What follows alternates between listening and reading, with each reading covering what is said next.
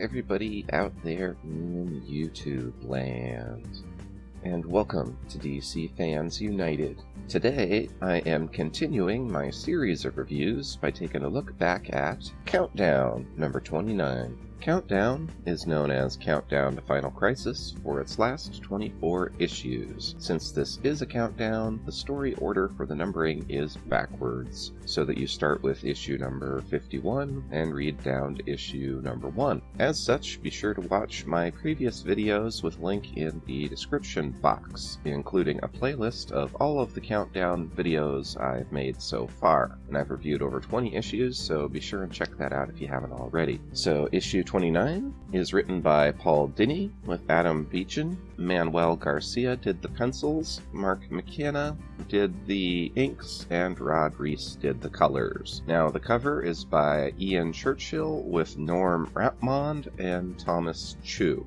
So the cover itself is okay. It's really busy. You can see Karate Kid in the foreground and a bunch of characters in the background, and they're all being attacked by vines or wires or cables or something. Personally, if I had done the cover, not that I can draw, but if I had, I would take out the background characters, move Karate Kid so that he's in the center, get rid of all the lines, or at least most of them, so it doesn't look so busy. Just make it a good Karate Kid cover, and really just clean it up, make it so it's not so busy. In my opinion, anyways, I feel like that would have taken an okay cover and turned it into a good cover. So we're going to go ahead and start off on the first page. Now, I was a little lost at first because these are some characters we haven't seen yet in Countdown. They are the Extremists, so they're a group of villains you may know from DC. I'd actually come across them in a Convergence tie-in, so that's why I was aware of them. In any case, they are the Extremists. Lord Havoc is their leader,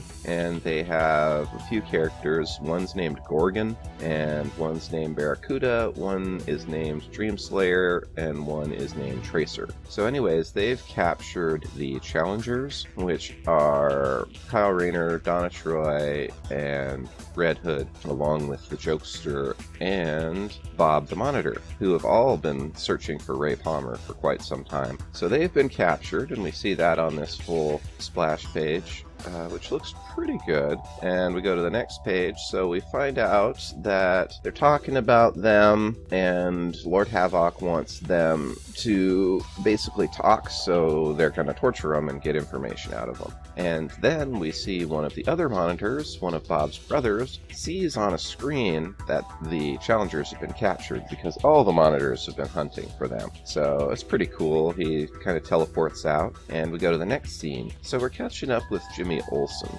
Jimmy Olsen has obtained superpowers, but he isn't able to control them. So in the last issue, he was at Cadmus, and he fled there into the sewers. So he's in the sewers here, and lo and behold, he runs into the Newsboy Legion. This is another group of characters that I'm not real familiar with, but when they released those Jack Kirby, the Kirby 100 books last year, I saw the Newsboy Legion was one of them. So I know it's a Jack Kirby creation, and they're a group of newsboys. So they join up with Jimmy, and he's real relieved because they're his friends, and they're all going to try and figure out what's going on with his powers and try to get him under control. So I thought that was really cool. One thing I like about these big event storylines is you learn about a lot of characters you may not have been aware of. Like in this one issue, we're introduced to the Newsboy Legion and the Extremists, who are relatively obscure characters. I had a similar experience when I first read Crisis on Infinite Earths. It seemed like every few pages there would be a Golden or Silver Age hero or character that I didn't know about at the time, so then I would stop reading and go ahead and look that character up and learn about him. That's one of the things I like about these big event books, is they really try to include a lot of the characters from the universe,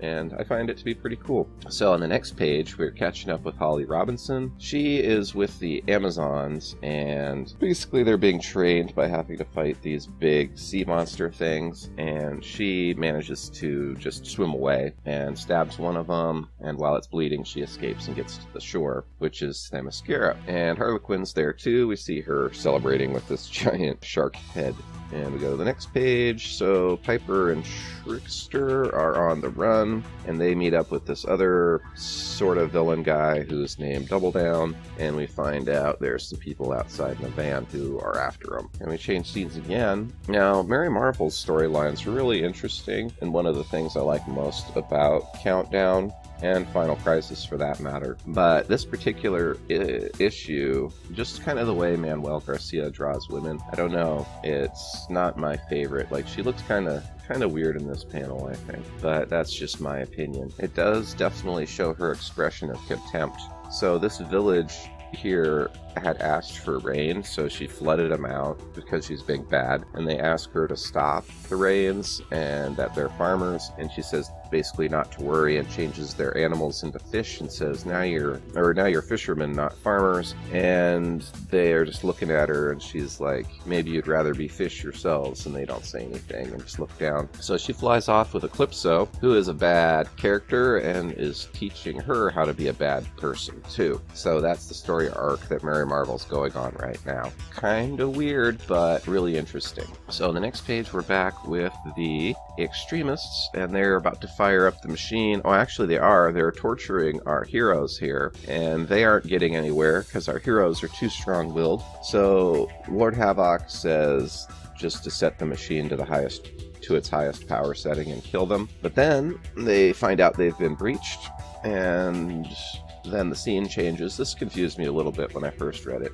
but it's not the same scene. We changed scenes. So Karate Kid is there, and he's talking to this big computer thing from the last issue, and this is just one page, standalone page. So Karate Kid is in this issue for like one page, and he's on the cover. In any case, he is talking to this computer, and he went there to try to find a cure for some kind of an ailment he has, but I don't think the computer can cure it because it decides he needs to be destroyed, presumably so the illness won't spread, but it doesn't say. So then we go back, and the Extremists had been breached by this Monitor, so he's attacking them. In the battle there, the Challengers get loose, and they, along with the new Monitor, are all fighting the Extremists, and then yet another character shows up. So this is the Monarch, and he brings Forerunner with him, and he then joins in, and while the chaos is going on, the Challengers start to run for it, and sadly the Jokester is shot by the other Monitor who is there, and that Monitor's sole goal right now is to kill these guys. So he kills the Jokester. His daughter Duella Dents died in one of the early issues of Countdown, and now he is dead as well. So that was kind of sad. I actually really liked the Jokester. I thought he was a cool, really fun,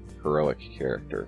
But he dies, and the other Challengers flee. So then Lord Havoc is going to attack Monarch, but Monarch says he has a deal to offer them. And we see on the final page this big splash page, and it's showing the Monarch's armies behind him. So the Monarch's been going around, and this is a really smart idea on his part. He's been going around the multiverse, not just the universe, the multiverse, and recruiting all of the strongest villains he can find. So he's got Forerunner there with him, who wasn't really a villain to begin with, but in any case, he's recruiting all these characters who are villains to work for him. So he asks the Extremists to join up, and that's where the issue ends, although there's 2 bonus pages at the end called The Origin of the Penguin. So that's just a little backstory on who the Penguin is, and those are always cool. We had in a previous issue one on the Joker, so they all include little bonus things about the characters at the end like that.